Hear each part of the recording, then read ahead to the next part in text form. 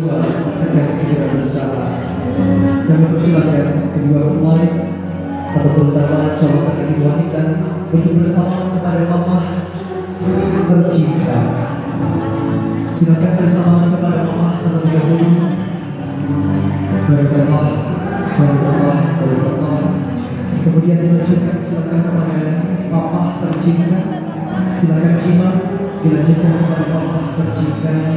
Insyaallah dengan doa Allah juga akan dilancarkan segala sesuatu yang dimaksudkan. Cukup selanjutnya papa dan mama silakan apel putri tercinta untuk membawa ke majelis calon istri. Berdoa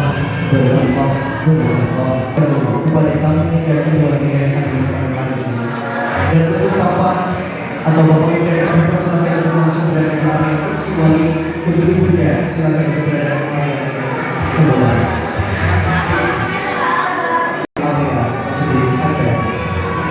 Masing-masing. Ibu bapak ada sendiri sekali dimakai sekali keluarga supaya stigma kalian hati dia. Alhamdulillahilladzi ahalla nikah wa nadaba ilaihi wa harama sirkan. Asyhadu an la ilaha illallah wahdahu la syarika lah wa asyhadu anna Muhammadan abduhu wa rasuluh. Allahumma sholli ala mudah-mudahan